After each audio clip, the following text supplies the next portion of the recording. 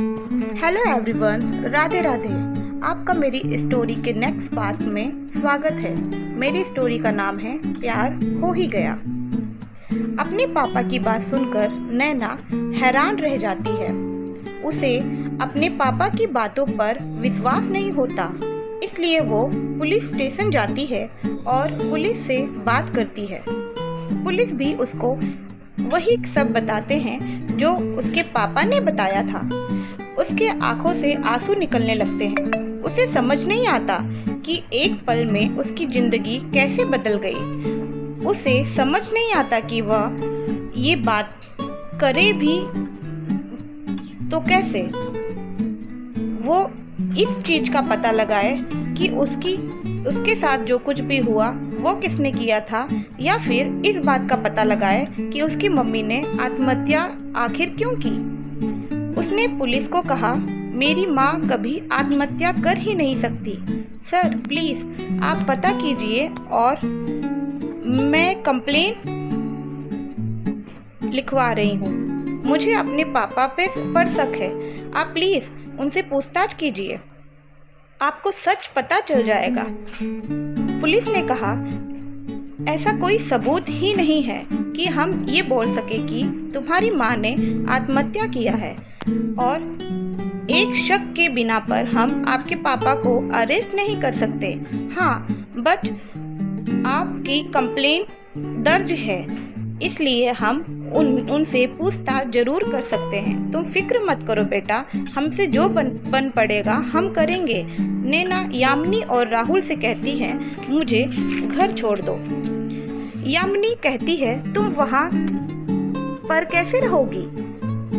तुम्हारी पापा की दूसरी फैमिली तुम्हें परेशान करती रहेगी। नैना बोलती है, वो घर में मेरी मम्मी की यादें बसी हैं, मैं उसी घर में रहूंगी। यामिनी और राहुल, क्या तुम कुछ दिनों के लिए मेरे साथ रह सकते हो? राहुल हंसते हुए कहता है, क्यों नहीं, ऐसे आलीशान महल में कौन रहना नहीं चाहेगा। और ऐसा बोलकर वो तीनों नैना के घर जाते हैं। नैना घर जाते ही अपने पापा को बोलती है, ये घर मेरा और मेरी मम्मी का है, और मम्मी के जाने के बाद अब ये घर सिर्फ मेरा है, इसलिए मुझे मेरा ये घर शाम तक खाली चाहिए। मैं तुम सबको शाम तक का टाइम देती हूँ, क्योंकि मुझे शाम को अपने घर को क्लीन करना है। कुछ लोगों के आ जाने से मेरा घर गंदा हो गया है। नैना के पापा उसे कुछ कहने ही वाले होते हैं, इतने में नैना उन्हें हाथ दिखाकर बोलती है, इसके आगे मुझे ना कुछ बोलना है और ना ही कुछ मैं सुनना चाहती हूँ। मैं बहुत थक गई हूँ और रूम में जा रही हूँ। आशा करती हूँ मुझे मेरी बात दोबारा बोलनी नहीं पड़ेगी। ऐसा बोलकर नैना और उसके दोस्त रूम में चले जाते हैं। उसके पापा को पता था कि ये घर नैना के नाम पर है, इसलिए वो कुछ नहीं कर सकते, इसलिए वो सब चुपचाप अपने पहले घर में चले जाते हैं। ऐसे ही कुछ दिन गुजरते हैं और वह हर दिन पुलिस स्टेशन जाती है पता करने के लिए कि उसकी माँ ने आत्महत्या क्यों किया था, उसके बारे में उन्हें कुछ पता चला या नहीं। पर वो हर बार उदास होके घर आ जाती है। एक दिन नैना और यामिनी घर में टीवी देख रहे थे। इतने में नैना को प्यास लगती है और वो उठकर पानी लेने जाती है, और तभी वो बेहोश होकर जमीन पर गिर जाती है। यामिनी डॉक्टर को कॉल करती है। डॉक्टर घर आती हैं और नैना का चेकअप करती हैं। थोड़ी देर बाद नैना को होश आता है और डॉक्टर उसे बताते हैं कि वो प्रेग्नेंट है। वो ये सुनकर चौंक जाती है और हैरान होकर डॉक्टर से बोलती है, ये कैसे हो सकता है डॉक्टर? फिर यामिनी की ओर देखकर कुछ बोलने वाली होती है। इतने में यामिनी उसे चुप करा देती है और डॉक्टर को जाने के लिए बोलती है। डॉक्टर दवा देके वहाँ से जाने लगती है। नैना समझ जाती है कि ये सब उसके साथ कैसे हुआ। उसे अपनी किडनैपिंग वाली बात याद आती है और वो रोने लगती है, और उसी वक्त भागकर अपनी छत पर जाती है। वहाँ से कूदने ही वाली होती है, इतने में राहुल और यामिनी उसका हाथ पकड़कर अपनी ओर खींच लेते हैं। राहुल गुस्से से बोलता है, आंटी ने आत्महत्या जब किया था ये सुन के तो तुम्हें बहुत गुस्सा आया था, और अब तुम क्या करने जा रही हो? जो कुछ भी हुआ उसमें तुम्हारी क्या गलती? खुद को किस बात के लिए दोषी बना रही हो?